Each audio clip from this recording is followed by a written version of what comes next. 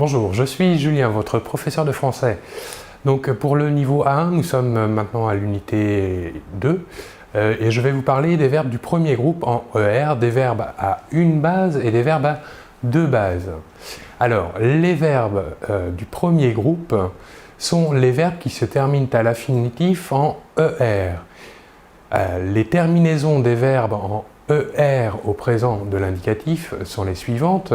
Pour la première personne, je, la terminaison est E. Pour la deuxième personne du singulier, tu, la terminaison est ES. Pour la troisième personne du singulier, il, elle ou on, la terminaison au présent est E. Passons maintenant aux trois personnes du pluriel. Pour la première personne du pluriel, nous, la terminaison est ONS. Pour la deuxième personne du pluriel, vous, la terminaison est EZ. Et pour terminer, la dernière personne, la troisième personne du pluriel, il ou elle, la terminaison est ENT. Alors, comme je vous le disais, il existe des verbes à une base et des verbes à deux bases. Commençons par la présentation des verbes à une base. Prenons l'exemple du verbe chanter. Comment allons-nous conjuguer le verbe chanter au présent de l'indicatif? Tout d'abord, nous prenons l'infinitif du verbe chanter, nous supprimons la terminaison de l'infinitif ER et nous ajoutons les terminaisons que nous avons vues avant, ce qui donne pour le verbe chanter, je chante avec la terminaison E et la racine chante, C-H-A-N-T. Pour la deuxième personne du singulier, tu chantes. Pour la troisième personne du singulier, il, elle ou on chante. Nous voyons ici que la prononciation des trois premières personnes pour le verbe chanter est la même, mais attention, l'orthographe, elle, est différente. Passons maintenant à la première personne du pluriel, nous. Pour le verbe chanter, cela donnera nous chantons. Pour la deuxième personne du pluriel, vous chantez. Et pour la troisième personne du pluriel, il ou elle chante.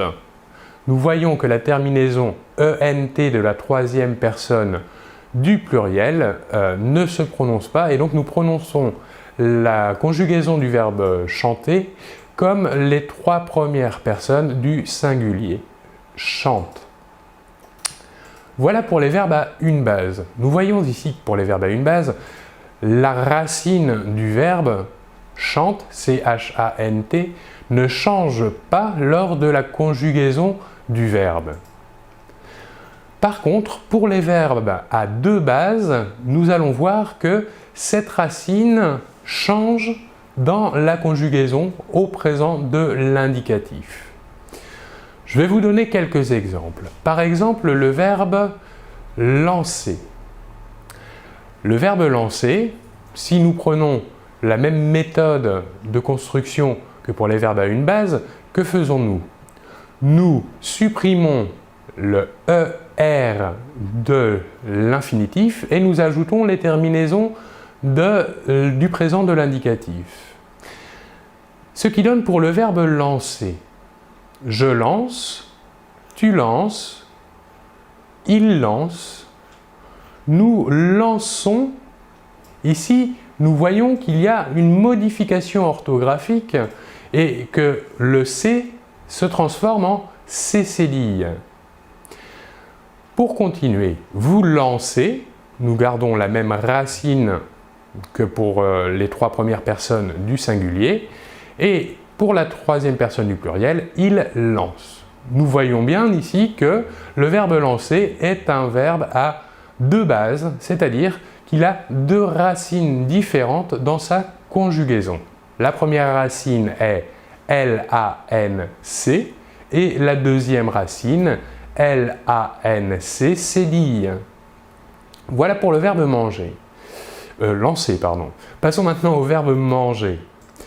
Le verbe manger, donc, reprenons la même méthode que pour les verbes du premier groupe, nous quittons la terminaison de l'infinitif en ER et nous ajoutons les terminaisons du présent de l'indicatif. Donc pour la première personne du singulier, cela va donner « je mange », pour la deuxième « tu manges » et enfin pour la troisième personne du singulier, « il mange ». Nous voyons que pour la première personne du pluriel, il existe une modification orthographique. En effet, la racine du verbe change et devient mange, M-A-N-G-E, alors que pour les premières personnes, la racine était M-A-N-G. Donc, pour la première personne du pluriel, nous dirons nous mangeons. Pour continuer, la deuxième personne du pluriel, vous mangez. Ici, nous revenons à la même racine que les trois premières personnes. Et enfin, pour la troisième personne du pluriel, il mange. Donc, dans le même cas que pour le verbe lancer, nous voyons ici que le verbe manger a bien deux racines. La première, M-A-N-G, et la deuxième, M-A-N-G-E. Voilà pourquoi on l'appelle donc un verbe à deux bases ou deux racines.